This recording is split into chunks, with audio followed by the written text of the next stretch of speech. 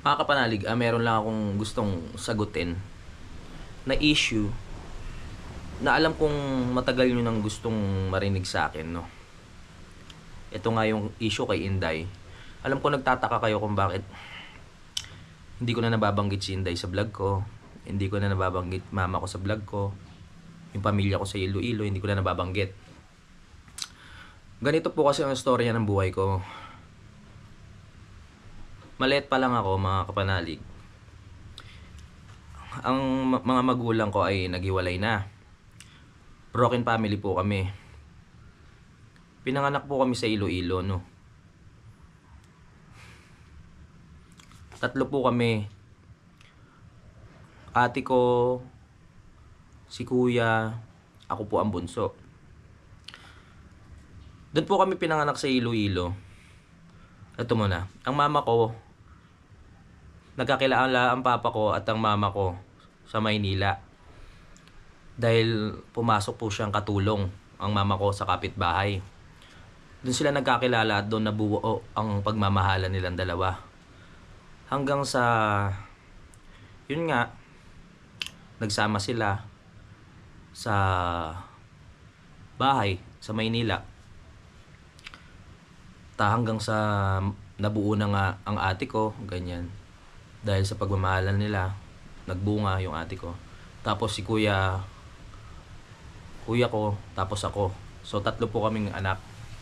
Tapos hindi naging maganda po yung resulta ng relasyon ng mama at papa ko. So nangyari, nagkaroon ng hindi pagkakaintindihan po. So hindi ko na ikukwento kung ano yung mga dahilan, basta yun lang nagkahiwalay. Ako, noong mga panahon na maghiwalay sila, nasa probinsya po ako noon. Pati yung mga kapatid ko. Pumunta po ang papa ko sa probinsya. Dahil yun nga, magkakahiwalay na. Ginawa ng papa ko, dahil nagkakalabuan na, dinala po ako sa Maynila. Ako, tsaka yung ate ko. Si Utol, naiwan po yan sa probinsya. Kaya laking probinsya po si Utol. Kung mapapansin nyo yung salita niya, talagang Ilonggo. Ako, Tagalog po ako. Kaya ganito yung salita ko dahil dito na ako lumaki sa Navotas. Nung kinuha ko ako ng papa ko sa Navotas, sa Iloilo, inuwi ako sa Maynila, hindi na kami nagkita ng mama ko hanggang sa paglaki ko at high school. So kulang po ako sa pagmamahal ng ina. At ang papa ko, yun, nag-aasawa na rin ng iba. Lumaki po ako sa lola ko, kumbaga kulang ako sa pagmamahal ng tatay, kulang ako sa pagmamahal ng nanay. Lumaki po ako ng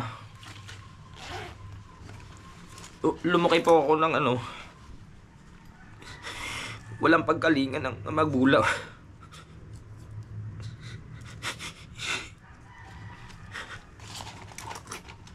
Lumaki ako sa lola ko, pinag-aral ako. Ginawa ko lahat para makaahon sa buhay. Ginawa ko lahat ng paraan para hindi maliitin ang tao.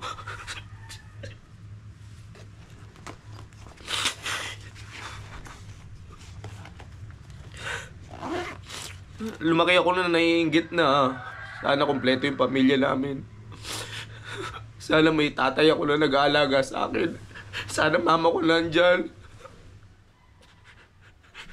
Sana yung mama ko inaalagaan ako. Kumbaga, hirap pa. Lumaki po ako ng kulang sa pagmamahal talaga. Kung yun na nga, tapos lumaki na kami, walang contact talaga. High school ako. Sorry po Lumaki ako ng sa lola ko, yan, nagsikap ako sa sarili ko, lahat ng diskarte. Lahat sasabihin ko na sa inyo. Lahat. Ito, sige. Lahat, sasabihin ko, lahat. Magiging open ako. Ayusin ko lang yung sarili ko saglit. Yun na nga, high school na kami. Ang kuya ko, nagtrabaho po yan sa sa may Caloocan. Tapos, yan sinundo siya ng tito ko kasi nagtrabaho galing Iloilo. Sinundo siya ng tito ko sa may Sangandaan para patirahin sa bahay at mag-aral. Doon kami nagkakilala ni kuya. Noong time na yon, nag-aaral si kuya. Yun nga, nagka-time na nakakausap ko na rin yung mama ko. Doon na kami nagkaroon ng pagkakataon para magkausap. Siguro mga 22 years ata kaming hindi nagkausap ng mama ko. Kumbaga hindi ko naramdaman yung niya, yung pag-aaruga kasi nga nasa probinsya siya. Yun. Talagang gusto ko yung lahat naman tayo, 'di ba? Yung gusto natin alagaan tayo ng mga magulang natin. Ayun na nga, nagkakilala kami kini kuya. Nag-aral siya sa school na pinag-aaralan ko din hanggang sa nagkaayaan na nga na umuwi ng probinsya. Yun, na-meet ko na ang mama ko nung time na yon. Malaki na ako, mga kapanalig. Ayan, malaki na ako. Na-meet na. Hanggang sa hindi nag-aano na rin ako noon, nagpe-Facebook na rin ako noon, mga kapanalig. Nakilala ko na rin yung mga kapatid ko doon kasi 5 nga yung kapatid ko doon. At si Inday yung sumunod sa akin, si Inday. Hanggang sa ayun na, nakapasok na ako ng YouTube. Nagkakapera na. Pupunta kami doon. At nagkakabanding-banding na. Siyempre nagkakilala. Masaya kasi nakilala ko na yung mama ko eh. Tapos, yun nga si kuya, diretso rin sa sa pagtatrabaho, nag-Kuwait. Tinulungan ko ang kuya ko na makapunta sa ibang bansa. Pinahiram ko siya ng pera para makapagtrabaho sa Kuwait. Maganda naman ang kinalabasan. Siya, nakakapagpadala siya ng pera doon sa probinsya, ganyan. Nakakasuporta siya sa mama ko. Tas nung vlogger na ako, eto na. Ayan na, papasok na tayo kay Inday ngayon. Yung pamilya ko doon, gusto kong suportahan. Pero syempre, matagal naman kami hindi nagkita. Gusto ko munang i-build yung sarili ko bago ko sila suportahan ng all the way. Kasi ako, kulang pa rin ako eh. Hindi ko pa kaya, hindi ko pa alam sa sarili ko kung ano mangyayari. Yun na, nagkakilala. Nang napasok ako sa YouTube, si kuya, gusto niya na mag-vlog. Pinasama ko sa akin. Sinubukan ko kung kakayanin niya. Kaya niya naman, kaya niya. Pumunta siya dito. Hanggang ngayon, sa Kautol. Eto na tayo sa part na tinutulungan na namin sila sa probinsya. Ayun, sa mga vlog, marami ring nag-i-sponsor nung pupunta kami doon. Etong si Inday, nabalitaan namin na gusto mag-ibang bansa. So, ang nangyari, may passport na. Tapos pumunta ng Cavite. Sabi namin, sinunduyan ni kuya doon sa Cavite, mga kapanalig. At dinala dito mismo sa Kampanalig. Sabi namin, Inday, huwag ka na mag-ibang bansa kasi baka kung ano ang mangyari sa iyo. Hindi natin alam kasi ang bansang gusto niyang puntahan ay medyo delikado. Hindi ko alam kung sa Qatar ba o ano. Alam naman natin na maraming nare-rape doon, maraming mga Pilipina o OFW na nadidisgrasya. Kaya sabi ni Utol, Tol, wag na natin paalisin yan si Inday. Sabi ko, sige, walang problema, mag-vlog na lang. Nag-vlog. Okay naman ang kinalabasan, masaya. Dahil si Inday naman po ay talagang makulit at masaya din kasama sa vlog. Talagang sinuportahan ko sila. Gusto niya mag-vlog, nandito siya, tinulungan naman siya ng halos mag-iisang taon. Maganda ang samahan, maganda, masaya. Hanggang sa eto na. Mga ilang buwan, may mga nagpapadala ng pera, ganyan, nag-i-sponsor. Gusto ko kasi tulungan lahat ng kapatid ko, mga kapanalig. Lahat ng kung gusto nila mag-YouTube, para si Idol, 'di ba? Kung gusto pinagbablog niya na rin yung mga kapatid niya, ganun din sa akin. Gusto kong maranasan din nila na kumita sa YouTube para makatulong din sa kanila. Nag-vlog, masaya. Dito na po papasok si Sir Bobby. No? Si Sir Samson, si Toyota Mechanics. Si Sir Toyota Mechanics, ano yan, nag-i-sponsor sa amin. Nagpapadala yan ng ano, pagkain, ganyan-ganyan. Si Inday po kasi, may asawa yan sa probinsya. Ang pangalan, yun, sabihin ko na, si Jojo. May asawa po yan at anak. Bago umalis na probinsya. Ang sabi, pupunta lang siya sa ibang bansa para magtrabaho. Yun pala, may tinatarget na siya. Yun yung humanap ng may pera. So sa madaling sabi, etong si Sir Bobby, nagpapadala ng kung ano-ano. Akala ko, ano lang, parang pang sponsor lang kasi natutuwa sa amin, natutuwa kay Inday. Ganyan. Hanggang sa ano na pala, iba na pala. Kaya pala nagpapadala si Sir Bobby ng ano, ng mga, ganyan, mga pabango. Parang may teddy bear pang malaki. Sabi ko, parang iba na. Sabi ko, may asawa kasi si Inday eh. Hindi namin papayagan na masira yung pamilya niya. Si Kuya, eto na, napapansin na parang may kakaiba na kay Sir Bobby at Inday.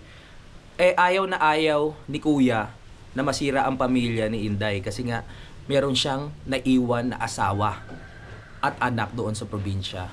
Ito po ay hindi paninira, mga kapanalig ha. Kasi po ang tagal naming nanahimik. Hindi kami nagsasalita. Hindi po kami nagbabanggit ng kung ano-ano. Kailangan po namin magpaliwanag ngayon kasi si Inday ayaw tumigil na dinadaan niya pa sa sa social media yung problema. So bumalik tayo. Imbes na pag-usapan namin para maayos na sa pamilya lang, ang ginagawa niya, gusto niya sa social media. So bumalik tayo sa istorya. Eto na. Si Sir Bobby, nakaka-chat ko rin yan, nakakausap ko, close kami niyan eh. Hindi naman as in close, yung ano lang. Hindi kami galit sa iyo, Sir Bobby ha. Galit lang kami sa nangyari. Ganito. Ayun na nga. Hanggang sa mag-iisang taon na hindi namin alam na nagkakamabutihan na pala sila ni Sir Bobby. O para nagkakabutihan na pinapadala ng ganyan, ng rose, pinapadala ng pabango, pinapadala ng kung ano-ano. Tapos kinausap ni Kuya si Inday. Sabi niya, "Day, ano ba yan? Si Sir Bobby, parang iba na yan ah. Baka mamaya, na yan, may gusto na sa'yo yan." Sabi niya, "Hindi, wala ah." Tanggi siya ng tanggi. So kami naman, naniniwala kami. Kasi, syempre, pinagsasabihin namin, bilang kapatid, sino ba naman ang gusto nyong mapasama ang kapatid nyo? Kung alam mong may pamilya yan, di ba? Ayaw nyong masisira. Ayaw nyong kawawa yung bata, di ba? Nang dahil lang sa may pera yung isa, iiwan mo na yung asawa mo doon sa probinsya at may anak. 'Di ba? Naranasan ko na rin 'yan nang hirap na hiwalay yung di ba? Hindi ako perpekto. Ang dami kong pagkakamali sa buhay. Aminado ako diyan. May anak ako rin 2. 'Di ba? Pero itinatama ko yung mga mali na nagawa ko. Sinusuportahan ko po yung anak ko. Binibigyan ko sila ng sustento. Opo, kasi alam kong anak ko 'yun. So yun na nga po, hanggang sa nagtagal na, si Kuya, nung una wala pa akong pakialam eh. Kasi sabi ko, buhay niya yan. Bahala siya. Etong si Kuya kasi, sa probinsya lumaki at magkasama talaga silang lumaki. Kumbaga ako, kapatid lang nila ako, na ngayon lang nila ako nakilala. Hindi nila ako nakasamang lumaki. Naranasan nila yung pagmamahal ng mama ko. Naranasan nila ang alagaan ng mama ko. Naranasan nilang pag may sakit sila, inaalagaan sila. Ako, pag may sakit ako, walang nag-aalaga sa akin. Lola ko lang, sarili ko lang. Naranasan nila na makasama ng matagal hanggang sa paglaki yung mama ko. 'Di ba? Si Kuya ko, naranasan din yan. Na na alagaan. Kaya mas sa feeling ko mas dikit siya kay Utol kasi ako lumaki ako wala sa piling niya. Kumbaga nasanay na rin siya na wala ako. So, ayun na nga. Dahil hindi pa naman kami lumaki ng sabay, hindi ko pa siya lubos na kilala. Kaya ayoko siya sitahin ng sitahin. Hindi porket matanda ako sa kanya, ayoko siyang sitahin o kausapin ng direkta. Kasi ayoko na magkasamaan kami ng loob. Mahal ko yung mga kapatid ko eh. hanggang sa abot ng mga kaya ko, tutulungan ko yan. Ayoko siyang hinahayaan ko lang si kuya. Si kuya talaga ang galit na galit. Dahil nga may pamilya yan, may asawa siya, ayaw masira ni Utol yun. Kaya pinagsasabihan siya. Inaaway niya na.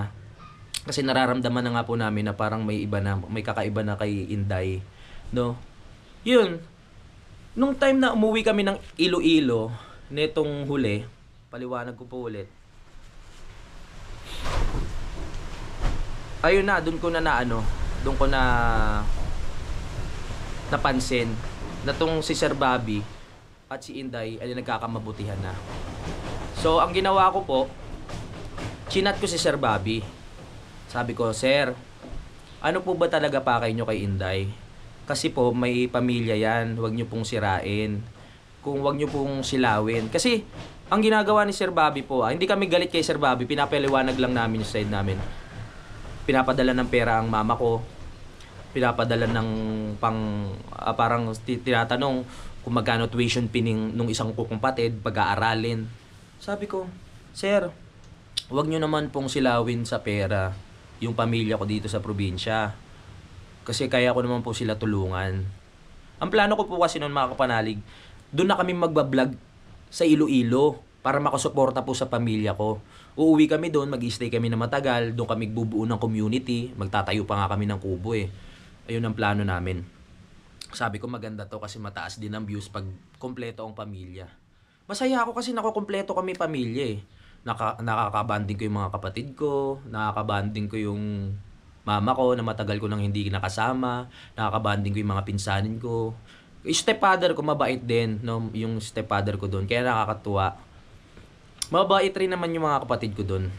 Talagang nagkaroon lang ng problema tungkol dito. Yan, hanggang sa sinuportahan ko sila Inday dito sa pagbablog, nakakasahod na siya ng malaki, ganun, nakakasahod na siya ng maganda-ganda. Hindi ko sila hinihingan. Kita nila yan sa YouTube. Dito lang kami, tulungan lang kami bilang pamilya. Masaya. Kasi nagkakatulungan kami. At magkakapatid kami. Sabi nga, sino ba ang magtutulungan kundi tayo-tayo din na magkakapatid. Ganon. Eto na, pumasok na nga. Umuwi kami ng Iloilo. Nandun yung asawa ni Inday, si Jojo. Hindi niya pinapansin.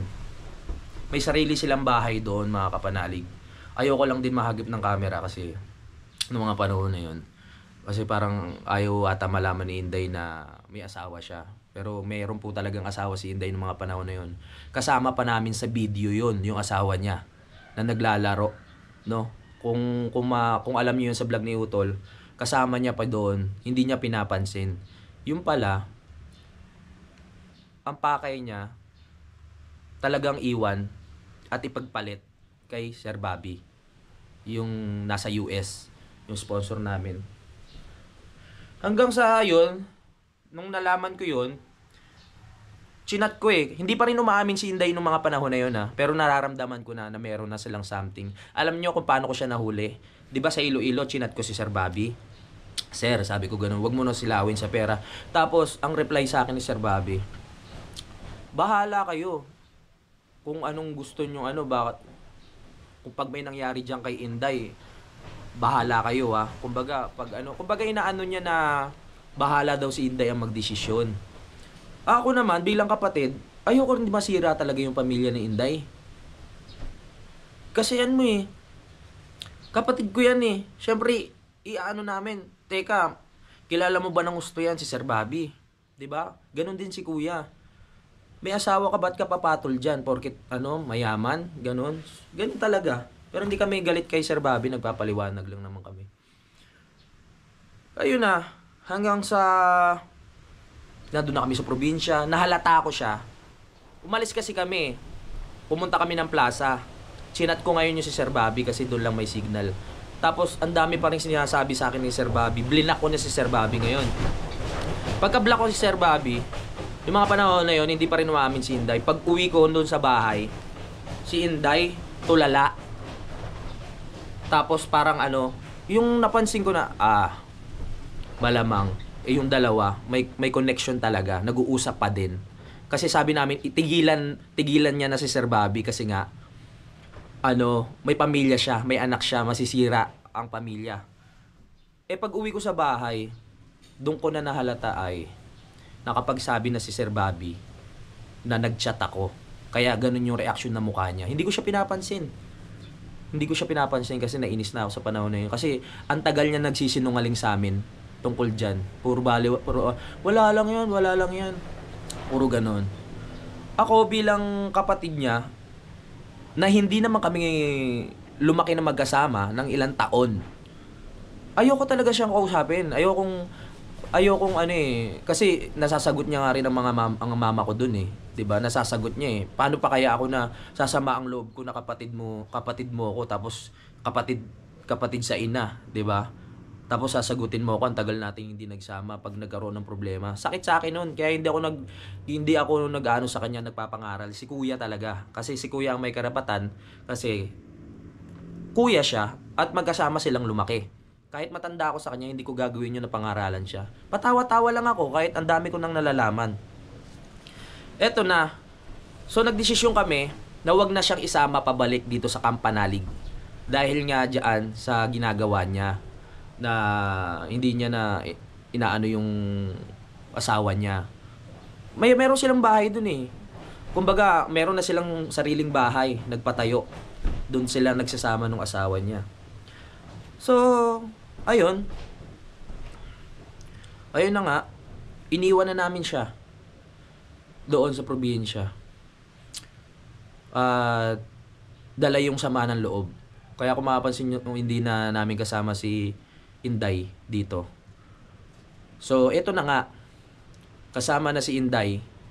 Hindi namin sinama na si Inday. Tuloy ang buhay namin. Tuloy, okay? Vlog, pak. Nagpagawa ako ng bahay. Ang kapatid ko naman, sino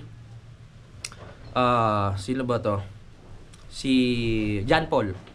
Diba? Si John Paul, yung pumunta dito, tumulong sa akin sa pag-ano. May kumbaga hindi na kami ayos ni Inday nun at saka si Kuya. So ito si John Paul naman ay mason. Doon ko lang nalaman na mason pala siya. So nag-chat sa akin si John Paul, sabi niya, "Kuya, baka pwede mo akong diyan muna ako. Kasi para sa pamilya ko magsisikap po ako." Sabi ko, "Sige, kaya mo ba mag-vlog?" "O, magba-vlog ako." "O sige, tulungan mo muna ako dito sa bahay. Tapos ako na lang bahala sa'yo, bibigyan na lang kita hangga't hindi ka pa kumikita sa YouTube." So yun, yung suporta. Yun nga, nung isang taon, wag muna tayo doon. Yun na nga, kay Inday, nung iniwan namin. O sige, tuloy natin. Yun nga, umuwi si John Paul ng December ata yun. November kasi magbe-birthday yung anak niya. Simula nun, hindi na bumalik si John Paul. Pero ang chat sa akin, magsisikap daw siya dito, tutulong siya, lahat, niya, para umunlad yung buhay niya, para mapatunayan niya sa asawa niya rin na gumagawa siya ng paraan, mapakita niya kasi yung asawa niya nasa ibang bansa. Hindi siya bumalik. So, ituloy natin yung kwento kay Inday. Yun na nga, nung nandito na kami, nagulat kami na patuloy pa rin pala yung communication, hindi pa rin pala siya nakinig sa amin, na itigil na yung kay Sir Bobby para magkaayos sila ng asawa niya. Ang sinasabi niya, hiwalay na sila ng asawa niya kay Sir Bobby. Pero ang totoo, sila pa. Ang sabi lang niya, mag-iibang bansa lang siya. Pero inampun namin dito sa Kampanalig. Hindi pa sila hiwalay ng asawa niya nung time na yon. So, eto na, nung nandito na kami sa Kampanalig, nabalitaan namin na may plano palang umuwi itong si Sir Bobby para makita itong si Inday. So, okay. Okay na. Sabi ko, ganun. Ibig sabihin, kayang panagutan. Mahal talaga. Sabi ko, okay din. Ang kaso nga lang, nasira yung pamilya. 'Di ba? Nasira yung pamilya niya. Hanggang sa umuwi na. Umuwi na si Sir Bobby. Ayun, nakita na sila, binibigay yung mga pangangailangan, binibigay yung mga gusto, ganyan, sa mama ko, ganyan, sa kanila, sa mga kapatid ko, may pinag-aral, binigyan ng mga negosyo doon. Ayun na, hindi na kami kumikibo. Wala na kami communication, hinayaan na namin siya. Kumbaga, sige, yan ang gusto mo, bilang kuya namin, hindi mo kami pinakinggan, okay lang. Ikaw na bahala, dadalin mo na yan. So, oo, sige, tinuloy niya. At hanggang sa nabalitaan namin na, yun nga, nagsama na sila sa Iloilo, Sir Bobby. At itong huli nga, ay nagpakasal na. O ayos yun, nagpakasal na. Ibig sabihin, mahal talaga siya ni Sir Bobby. Pinanindigan. Salamat sa ganun, yung talagang mahal. Pero, ang punto, nasira yung pamilya niya. Pinagpalit niya kay Sir Bobby sa mas mapera. Kung doon siya sa sa nabibigay yung gusto niya. So eto na, dahil nga hindi kami okay ni Inday at hindi rin okay si Inday at si Kuya, etong mama ko naapektuhan. Mama ko naapektuhan eh. Pumunta dito, umuwi mama ko. Magbe-birthday ako nun.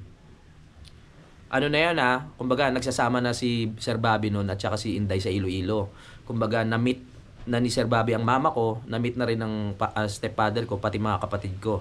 At nabibigyan na sila ng mga pangangailangan nila doon.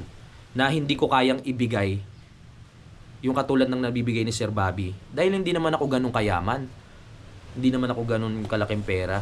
At binibuild ko rin yung sarili ko dahil ako isang batang galing rin sa walang alaga na magulang, sa lola ko lang ako lumaki, nagsikap lang ako para umangat. So binibuild ko rin yung sarili ko, 'di ba? Eto na, sinundo ko sa airport mama ko. Para daw magkaayos kami magkakapatid kasi ayaw niya nga na kami na nagkakagulo. Kaya nag-request si mama na pumunta dito, pinadala ni kuya ng pamasahe. Sinundo ko ngayon sa airport si mama. Kasi nagkakagulo na kami. Hindi naman as in nagkakagulo. Kasi wala nang pansinan pala. Hindi kami okay. Pero wala naman nangyayari na yung batuhan. Ako, hindi ako sumasagot eh. Nakablock kasi sila sa akin eh. Ito, papaliwanag ko kung bakit. Umuwi ang mama ko dito. Pag-birthday ako, ang saya ko eh. Kasi sabi ko makakasama ko mama ko sa sa birthday ko. Nandito mama ko. Sinundo ko sa airport, umiiyak. Akala ko umiiyak siya dahil nakita ko, ganyan, makakasama niya kami ni kuya. Umiiyak pala siya kasi namimiss niya na raw yung mga anak niya doon sa kabila, yung mga kapatid ko, ganyan, namimiss niya na raw yung stepfather ko. Pag tungtong ko pa lang doon, umiiyak na agad siya sa airport. Naiintindihan ko kasi syempre, mahal na napamahal na siya doon. Ang inaano ko lang, ako, bilang anak niya, si Utol, na hindi niya matagal nakikita, lalo na ako, na hindi niya ako napalaki, na hindi niya ako naalagaan ng may sakit ako, yun nga sabi ko. Kaya medyo ko na, teka, saglit ka lang naman dito sa sa Maynila, para makasama mo kami at makasama mo ako sa birthday ko. Umiiyak pa rin siya hanggang sa bus, binambanggit siya ng banggit na namimiss niya na nga yung parang nagpapahiwatig ng gusto mo eh. Tapos kinakausap niya ako na kausapin mo rin si kuya mo. Kasi ako willing ako eh, hindi naman ako yung tao na na sobrang taas ng pride. Pag sinabing makipag-ayos, makikipag-ayos. Usap lang, 'di ba? Pag-uusapan namin yan para magkaayos-ayos kami nila Inday. Eto na, nandito na. Pagdating dito sa Kampanalig, iyak pa rin siya ng iyak. Hindi siya mapakali kasi iniisip niya yung mga anak niya sa Ang masakit lang sa part ko, ako kasi nga, hindi ako lumaki sa piling niya. Tapos, June, parang mag 1 week siya dito eh. Siya, nagpapahiwatig na gustong muwi. Yung mama ko. Kinabukasan, birthday ko na.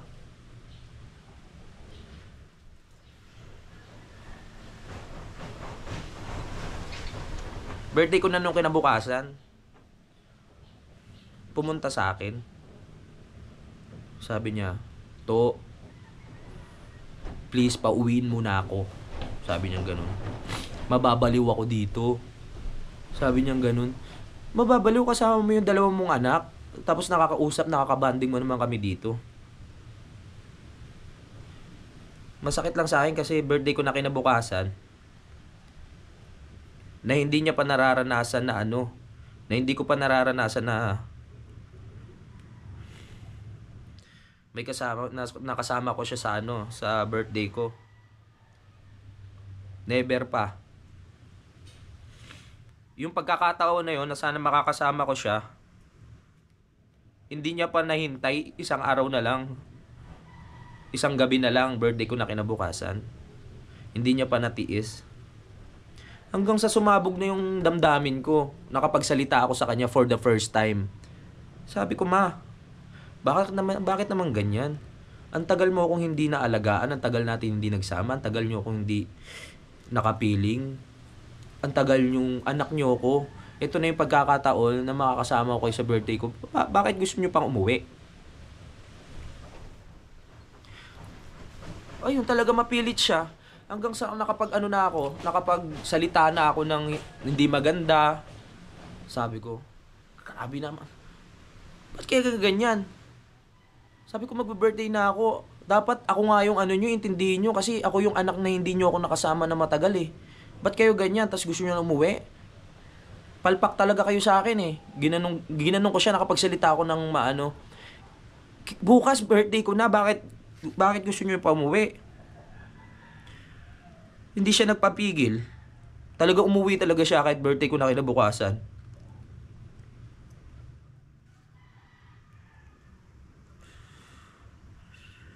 Tapos, nung kinabukasan birthday ko na, kung napanood nyo yung vlog ko na umiyak ako, kasi sobrang sama ng loob ko. Kasi yung pagkakataon na makakasama ko siya, hindi niya pa binigay sa akin. Hindi niya pa natiis. Nakapagsalita ako talaga ng masama, pero hindi ko naman siya inano. Sabi ko, sige, simula ngayon, ganyan pala kayo sa akin. Kalimutan nyo na ako. Kasi ang tagal na. May nangyari na kasi isang beses eh. First time ko siyang isinama sa bahay. Mga kapanalig, sa Nabotas. First time ko siyang kasi galing siya sa Lipa. First time ko siyang isama sa apartment sa Nabotas. Excited ako kasi makakasama ko mama ko eh. Alam nyo, pagdating sa bahay, gusto na agad umuwi. Gusto ko siya ipasyal, ibili ng damit sa mall, ganyan. Gusto na agad umuwi, kaya kinabukasan, pinauwi ko na. Etong pangalawang beses, ginawa niya na naman sa akin to. Hindi pa ako galit nagpapaliw. Ginawa niya na naman sa akin na uuwi na naman siya. Birthday ko pa yun. Kinabukasan. Sino ba hindi sasama ng loob? Ngayon, umuwi na nga. Sobrang sama ng loob ko. Sabi niya, tinuloy niya sa isip-isip ko. Tinuloy niya pa yung pag-uwi talaga. Ayoko na umiyak kasi tinuloy niya pa yung pag-uwi talaga. So kinabukasan, birthday ko, nandiyan nga sila Kuya JP, ganyan. Usap-usap kami, Daddy Ooms. Okay lang yan. Ang gulo-gulo ng utak ko, mismong birthday ko. Umiyak ako nun eh, yung may cake na yung may cake na iboblow. So yun na nga, mismong araw ng birthday ko, etong si Inday, nag-post ng ganyan-ganyan, na minura-mura ko daw mama ko, na bakit ko raw gagawin yun, parang may word pa na sinusumbat mo ba yung itinulong mo sa amin, parang ganun. Pero hindi ko na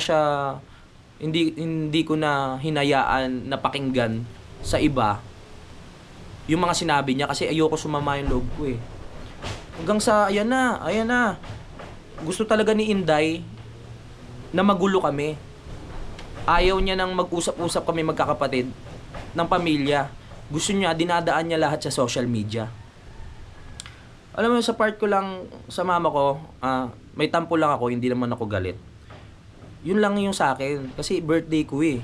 Birthday ko na kinabukasan, ma. Bakit gustong-gusto niyo umuwi? Never in my life, sa buong buhay ko, sa lahat ng dumating na birthday ko, hindi niyo ako nakasama. Yung pagkakataon na to, hindi niyo pa sa akin ibinigay. Yun lang naman tampo sa mama ko. Kasi dapat nga iparamdam niya yung pagmamahal sa akin, 'di ba? Kasi ang tagal namin hindi nagsama eh. Iparamdam niya sa akin yung pagmamahal. ngayon niya sa akin ipadama na nandito siya. Tapos ang sabi niya pa, ano, nak, huli na tong punta ko dito kayo na lang pumunta sa Iloilo. So anong ibig sabihin nun?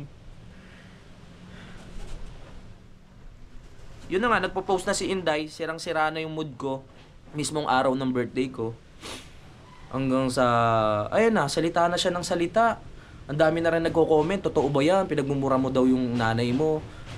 Eh, nagsalita ako as expression.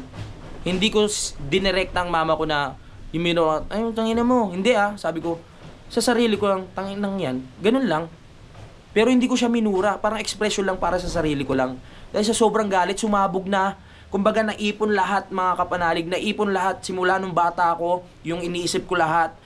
Simula nung hindi ko siya nakasama, yung papa ko, 'di ba? Lahat naipon lahat, yung umangat, nakapagsalita na ako ng, bakit kayo ganyan? Sige, simula ngayon, kalimutan niyo na ako. Tapos diretso pa rin umuwi. So dito na tayo papasok. Kaya nagkagulo-gulo. Imbis na maayos yung problema namin kay Inday, pumunta siya dito para maayos na nga kami magkakapatid. Lalo pang gumulo. Dahil nga kay mama. Imbis na maayos, sumama pa. Lalong sumama yung loob ko. Maayos na sana makikipag-usap na kami. Makikipag-usap na kami kay Inday, kay Sir Bobby para maayos na. Okay. Ang ginawa ng mama ko, mismong birthday ko, kinabukasan umuwi, sumama na naman loob ko. Lalong nadagdagan yung problema. Ang maano ko lang sa mama ko, pag si kuya, ang hindi pumapansin sa kanya, hindi siya mapakali. Pumunta pa nga dito para makausap si kuya Kasi hindi na rin nagpapansinan sila dahil nga sa nangyari. Pero pag ako, ang may tampo, baliwala, okay lang. Hindi niya man lang hindi man lang siya ng paraan para makausap ako. Pero nung si kuya ko yung may galit, talagang lumipad pa dito at para magkaayos. Syempre nakasama niya ang kuya ko ng matagal. Napalaki niya yan. Nahili niya yan sa napadede niya yan, nahili niya yan, na alagaan niya, napag-aral niya, nabihisan niya. 'Di ba? Wala naman akong tampo doon sa part na 'yon. Yun lang na napansin ko. Pag tungkol sa akin, iba yung pagmamahal. Iba rin yung pagmamahal na pinapakita niya doon sa mga kapatid ko sa probinsya. Yun, lalo lumaki yung problema. Hanggang sa kinasal na nga si Inday. Ayan, wala pa rin pansinan, hindi pa rin kami inaano. Ang siste, si Inday na nga yung may ginawang mali. Dapat kami pa ang humingi ng tawad, kaming mga kuya niya na iniisip lang namin yung kabutihan niya. 'Di ba? Tapos itong si mama, inaano namin, si kuya nagtatampo kasi parang kinukonsinti niyo yung anak niyo diyan na hindi niyo mapagsabihan porket ba nabibigay sa inyo yung mga pangangailangan niyo, natapalan na kayo ng pera. Kami hindi kami mukhang pera, kung mukhang pera kami. Talagang una pa lang, boto na kami agad kay Sir Bobby, di ba? Kumukha kaming pera. Boboto kami. Maaambunan din kami niyan, mabibigyan din kami ng pera pag napangasawa mo yan Di ba? Kaso hindi kami ganun. Inisip namin yung pamilya mo, Inday. Pero sa ginagawa niya, na imbis na makipag-usap sa amin, idinadaan niya pa sa mga upload sa social media. Kung ano yung mga gusto niya sabihin. Yun na nga, kinasal na. Neto, kinasal na sila ng Sir Bobby, hindi kami pumunta. Kasi meron pa rin problema Tsaka hindi pa nga rin okay. O paano yun? Pupunta kami doon. Kasal nila. Ano isipin ng asawa ni Inday? Napati kami? Nakonsinti na namin si Inday na okay na agad? Dahil may pera yung lalaki? Ano rin iisipin nyo? 'Di ba kayo din? Na porket may pera, nandun kami? 'Di ba? Ang inaano ko lang kay Inday ngayon, sana hindi niya nadadaan sa social media yung mga gusto niyang sabihin. Kausapin niya kami, mga kuya niya kami. Sana naman, hindi ko sinusumbat nang dahil sa YouTube, nang dahil sa akin, nang dahil kay Utol, nakilala mo si Sir Bobby. Ang daming naitulong sa'yo ng YouTube. O kahit hindi na ako, kahit hindi na si Kuya, YouTube na lang. Ang daming natulong sa'yo, Inday. Ayaw ko sana magsalita, Day, pero sana naman, wag na sa social media. Eto, ginawa ko to kasi nagsasalita ka, nagsasalita ka sa social media eh. Paano naman kami na hindi namin mapagtanggol yung sarili namin? 'Di ba? Paano naman kami na naisipin ng tao na sobrang sama namin? Kabutihan mo lang na may inisip namin. Hindi ka namin pinatuloy sa ibang bansa dahil baka kung ano mangyari sa'yo. Puro kabutihan lang ang iniisip namin sa'yo, Inday. Mahal ka namin, kapatid ka namin eh. Si Utol. 'Di ba? Iniintindi ka namin. Si John Paul din. 'Di ba? Porket kasama ka na nila sa sa ni Inday, ni Sir Bobby. Nandiyan ka, hindi mo na ako binalikan. Sabi mo, dito ka. Magsisikap ka sa vlog. Sisikapin mong lumago yung channel mo. Tutulong ka dito. Yun lang ang tampo ko. Pero hindi mo na ako kinontak. Kung hindi pa ako nagtanong sa'yo na babalik ka pa ba? Sabi niya, pasensya na kuya kasi yung anak ko kawawa. Walang maiwan kasi yung asawa ko nasa ibang bansa. Kawawa naman, walang magulang na Pero nung una, willing na willing siyang pumunta dito at magsisika para sa pamilya. Pero nung nakilala nagsama na si Inday at si Sir Bobby, may pera na, nakalimutan na ako, hindi rin ako nakakontak. Si Inday din, ganun din. Hindi ako nanunumbat, mga kapanalig, at sa'yo, Inday, at sa mama ko, sinabi ko rin, may tampo lang ako sa iyo, ma. Okay? Kung napanood mo to, pero hindi ako galit. Normal sa akin yun. Sana naintindihan nyo ako kasi ako yung anak na hindi nyo nakasama. Napakatagal.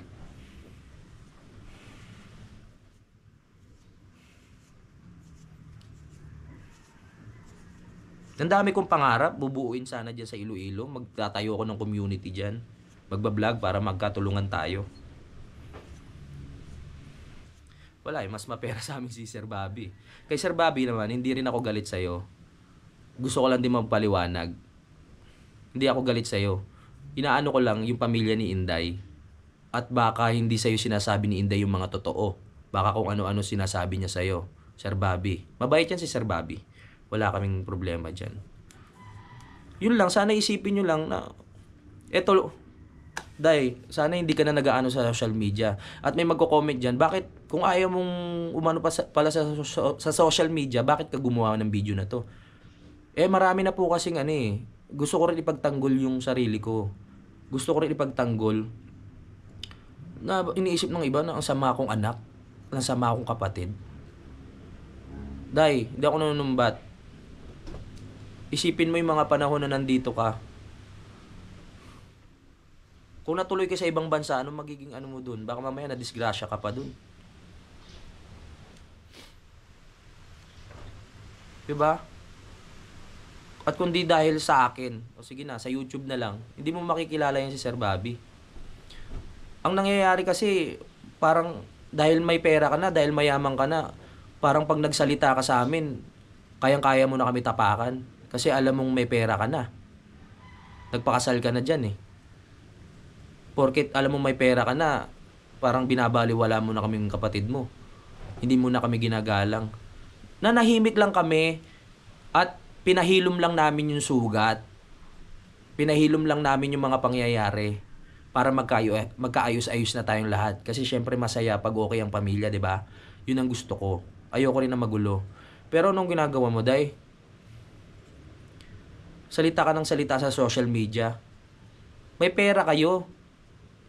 Pwede tayong mag-usap kung talagang sincere yung pagiging. Pwede kayong pumunta dito, mag-usap tayo. Hindi naman kami yung pagpunta nyo dito. Bakit kayo nandito? Hindi naman ako ganun. Malambot din ang puso ko. Sa mama ko naman, yun lang ang ko, ma. Sana naintindihan nyo rin ako kasi lumaki ako nang hindi nyo ako naalagaan, sa totoo lang. Lumaki ako ng mag-isa. Pinilit kong itayo ang sarili ko bilang ako. Tapos eto, hindi ako nanunumbat. Sa sa kabila ng lahat ng tulong ko, kapatid ko pa pala yung gustong sumira sa akin. Kapatid ko pa pala yung gustong sumira sa lahat ng nagawa ko na pundasyon. Na sa umpisa pa lang, nang dahil kay Idol Japper, nakapasok ako sa YouTube, lahat ginawa ko, nagubad ako sa palengke, lahat ng pagsikap, hanggang sa naging vlogger na rin kayo, at nakilala mo si Sir Bobby. Tapos bandang huli, parang kami pa yung pinagmamalakihan mo kung ano-ano pa yung sinasabi. Eto mga kapanalig, alam ko marami kayong mga comment dyan, na ayan, lalabas na naman yung mga chismosa. Hindi ko lahat makukuha yung ano nyo, yung kumbaga, marami pa rin magsasalita ng masama dyan. Yun lang sa akin. Kung hindi mo kami kayang galangin bilang kuya, nasa sayo na yun, Day. Maayos na sana eh. Maaayos na sana. Salita ka lang ng salita sa social media. Salita ka lang ng salita sa social media. Yun lang naman. Sana maging masaya ka. Kasi, yan nga. Nakuha mo na yung gusto mo. At kasal na kayo. Magmahalan kayo ni Sir Bobby. Sa mga kapatid ko, okay sa inyo kasi nasusuportahan kayo ni Inday. Naibibigay mga pangangailangan nyo. Masaya ako para dyan. Sino ba hindi sasaya dahil okay na yung lagay nyo dyan, di ba? Gusto ko lang, maghilom lahat yung sugat muna. Pero sa ginagawa mo yan, na parang gusto mo pa talaga iparating sa buong mundo na ikaw yung tama. Ayaw mo kasi tumanggap ng pagkakamali. Pwede ka naman humingi sa amin ng pasyensya sa ginawa mo, 'di ba? Ewan ko lang kung may sasagot ka pa sa akin. Baka may masabi ka pa sa akin masama.